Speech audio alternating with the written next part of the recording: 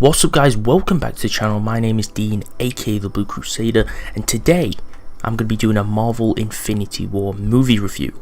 So I actually did see this movie a few days ago on Thursday when the film was actually released, and it was definitely an absolutely massive release day. A lot of people were taking up all the seats, and this is definitely a hyped movie, so I thought I'd drop my review on it. One thing to note though before we start is it should say in the title and description, but this review will contain spoilers later in the review. That means that the first half of this will be completely spoiler free, whereas the actual second half will be kind of full of a few different spoilers, but I've tried to keep it as bare bones as possible even in the second half so it doesn't tell the whole story or give everything away. So without further ado, let's jump into the review. So first of all, if anyone actually knows anything about this movie, I'm guessing you're watching this review if you're actually a fan of the franchise.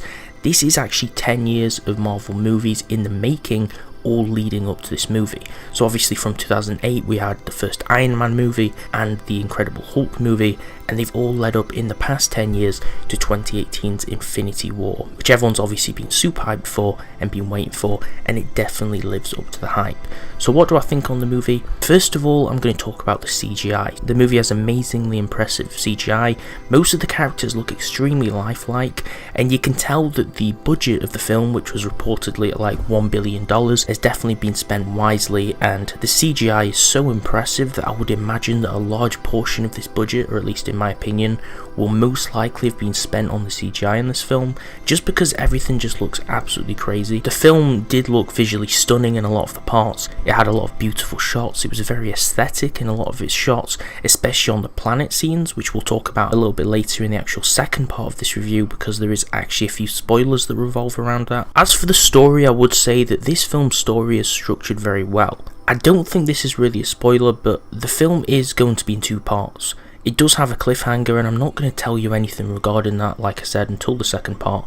But basically, this film is parted. So it's one of those films like Harry Potter where there's actually multiple parts. I don't think there's going to be three. I'm pretty sure one of the Harry Potter films had 3 different parts. But it is definitely parted in this film, and you can tell that there's obviously a big reason for this, mainly because you can't really tell such a big story in only one segment, and the story had great pacing, or at least in my opinion. For an example, the basic story of Infinity War is Thanos is looking for the Infinity Gems. So the first half of the film basically follows Thanos collecting all of the Infinity Gems. So it has really good pacing. You would expect a great big portion of the film at least to actually follow him trying to obtain the stones, because he's not just going to gather them really quickly and magically have them. So the pacing of the film was definitely great, because they do have to take up a large measure of the film for Thanos to actually collect the stones. So in this regard, the movie doesn't fail to live up to the hype, because obviously 10 years in the making, this film had a lot of hype behind it, had a lot of people jumping on the bandwagon, a big hype train following the film from behind. So obviously a lot of people want to know if it's a good film. So this film literally has all good elements of a great film. It has great humour and comedic elements in the film. There's a lot of great jokes, well-timed jokes, and humour just sneaked in there in random positions. I thought that the humour factor was done very well by Thor Ragnarok. That's the reason why that was definitely one of my favourite films, and also Guardians of the Galaxy 2 had great humour to it as well. There's also amazing action in this film. You're definitely not going to be let down by the fight scenes, mainly because the CGI and the pacing and choreography in these scenes are done so well also. So there's great fighting, there's great storytelling, and there's also good humour in it. There's a good balance between the humour and seriousness in the film. And obviously until Infinity War came along, Thor Ragnarok and Guardians of the Galaxy 2 were most likely my favourite 2 films in this franchise, mainly because they did the storytelling right, they had good jokes in the film, there was just all around amazing action in both films. So let's move on to the characters. So Thanos is basically full CG in this film. You'll see from the trailers that he's fully CGI, and a lot of people kind of thought he looked a bit strange in the teasers, thought he wouldn't really look so good in the films. For an example, the old teasers of Thanos, in my opinion, he definitely didn't look as good. Obviously the CG was a little bit more dated and it wasn't as believable, but I think mainly due to the budget of this film and also the progression of the film industry since the first few Marvel films were created, it has definitely got much better. So the quality of the production is literally so high due to the budget that Thanos actually looks almost lifelike in this movie. The CG is so perfect that the character looks almost believable that he's actually there. It just shows how far everything has literally come in the film industry and the production side of things ever since they made the first set of films. Another thing as well, which goes really well hand in hand with the actual visuals of this film, is the fact that on the first day of watching the film, since I literally watched it on the release day, it was basically sold out really quickly. Every single one of the 2D seats for this film in the 2D screening mode was literally all sold out, so there's no way to actually watch this film in 2D. I usually watch the films in 2D just because it saves money, it's a lot cheaper, and you can save the additional money for other things. So I did want to see this film in 2D, but unfortunately, in both the towns we were thinking about watching this in, they were all sold out in 2D, so we had no choice but to actually go and see the thing in 3D. So we obviously didn't see this thing in IMAX, we just saw it in normal 3D, where you have to buy the glasses. I think they still call it Real D or Real D 3D. We saw this thing in 3D and it made all the visuals look absolutely amazing, so I would definitely recommend, if you do watch this film, go see it in IMAX 3D or at least normal 3D, because it makes everything really nice. I'm not sure what percentage of the shots in this film are actually shot in real 3D, but a lot of the things that pop out on screen still look really good, like there's rockets coming towards you and just loads of big visual spectacles actually popping out the screen. I would say that seeing it in 3D is definitely worth the extra money. One thing I still want to know though, along with other things, is one of the biggest questions I have is why Thanos has actually developed and looked different throughout the teasers up to Infinity War. For an example, in the older films he actually looked slightly blue and then he kind of changed from film to film, and then his armor changed, and in this film he looks almost purple, so his skin color has changed already, and I want to know why they keep changing it in each of the MCU iterations. Not really quite sure about that. I'm not sure if it's just a stylistic point of view or an art choice, but I'm not sure why they're not keeping things consistent. They have done this in the past by not keeping certain actors consistent.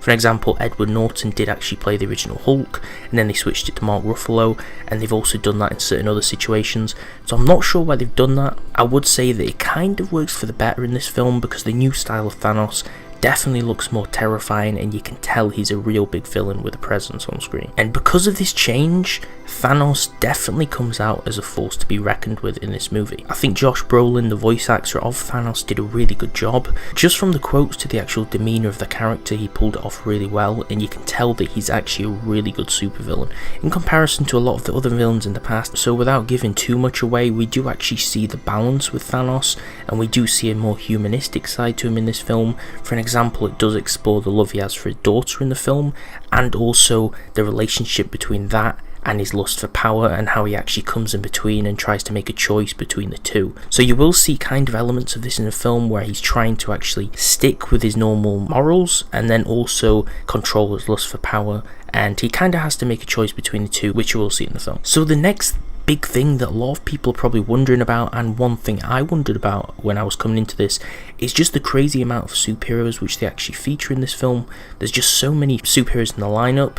I think I read that there was maybe 20 or something. Maybe, I think the normal number was like 32. It might have been 23 or it might have been 32. I think I heard that on an interview. But it's a crazy number, the actual amount of actors that are brought into this. So naturally, obviously, each of them don't really get too much screen time, but they do kind of hit the sweet spot between giving each of them screen time, giving each of them kind of like snide comments, good jokes, and enough screen time to kind of tell the story and show what their part in the film is.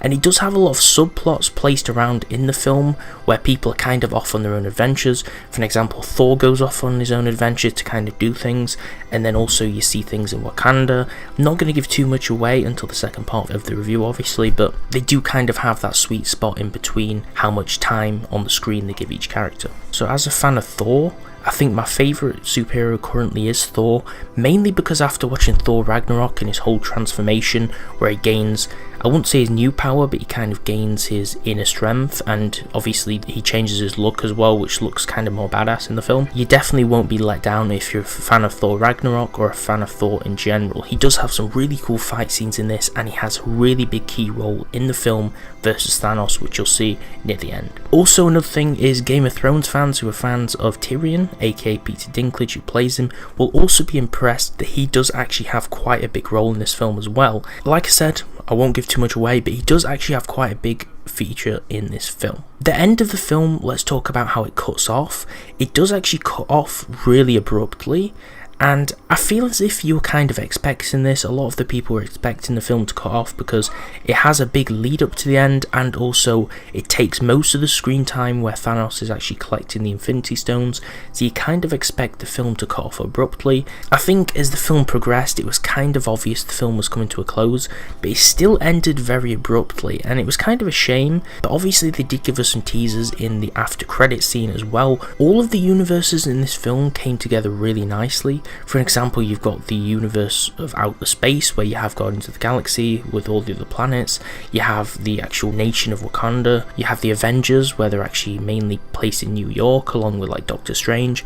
So all of these different universes come together really nicely, and you also get to explore some new places which we haven't yet seen before. And another cool thing, which I mentioned before slightly, is there is actually a really cool end credit scene, which I didn't manage to see in the film because my friend was kind of having to leave, but I did watch it online afterwards, and it seems as though the end scene actually gives us a really big teaser to what's actually coming in the next film, and I will discuss that in a little while. My personal opinion is this film is probably as close to perfect as nearly any film can be. I don't want to be too biased, but I did actually really enjoy this film. Going into it, I was kind of being skeptical. I didn't want to raise the bar too high so that I was kind of let down, because a lot of films that have a lot of hype do turn out to be letdowns. But I came in with an open mind, and obviously being a fan of all the films before it, I actually did really enjoy it, and I think this film is probably the closest you can get to a perfect film. Like I mentioned before, there's great humour elements, there's great storytelling, the CGI is amazing in the film. The budget was absolutely crazy, so I would expect it to be. The storytelling in general is really good and has great pacing. So should you see this film, I would definitely recommend going to see it if you're a fan of the franchise, if you have a little bit of spare money and you want to go see a huge film. I struggle to place this above Thor Ragnarok and Guardians 2 as my favourite film, because those two have really great characteristics to them, and they have definitely been the best two, or at least in my opinion, in the franchise. But I think Infinity War just scrapes the surface of this, because the reason I like Thor Ragnarok is the awesome fight scene at the end on the bridge. If you've seen that film, you'll know what I'm talking about. But this film has a very similar fight scene with Thor involved. It did kind of take that over for me, and it also had the great elements that Guardians brings, and obviously the great jokes that the Guardians bring because they're featured in the film. So warning, the next half of this review will actually be full of spoilers, so if you're here for the non-spoiler parts at the beginning, I would recommend clicking off the review now so you don't get anything spoiled for you. One part of the film which I thought was super interesting is the actual plot. Is Doctor Strange actually grants Thanos one of the final stones, aka the Time Stone, and he does actually explore all the outcomes of how each fight would actually end, and he finds that I think 1 out of maybe like, I can't remember what the statistic is, I'm not going to try and pull it up, but it was something like 8 million or like some crazy number.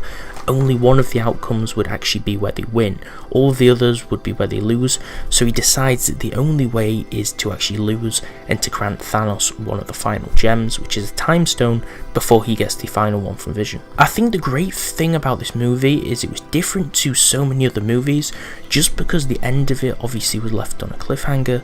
It didn't end all happy, it ended with a huge empty feeling. This is obviously the aftermath of Thanos activating all the stones and wiped out half the population of the universe. So nothing is obviously solved at the end of the film. It's not your typical film where there's a problem, they try and find a way to solve it and then the problem gets solved.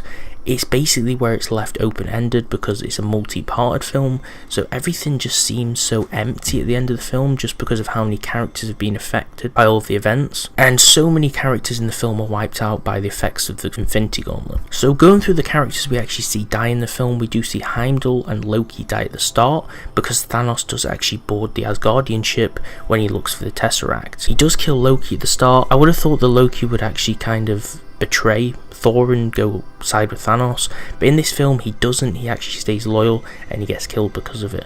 Heimdall also gets killed with the Bifrost sword through his heart at the beginning. We also do see Gamora get sacrificed to grant Thanos the Soul Stone, which is a very emotional scene, but definitely not something that wasn't expected. So characters we see disintegrated by the Infinity Gauntlet being activated are as follows. So we do actually see Black Panther go, he does actually disappear. We see Spider-Man disappear because he says he doesn't want to go and then he just vanishes. We see Doctor Strange vanish. We see the Winter Soldier, Falcon, Scarlet Witch, and all of the Guardians actually vanish as well, which was super surprising to me. They kind of vanish in the aftermath of things.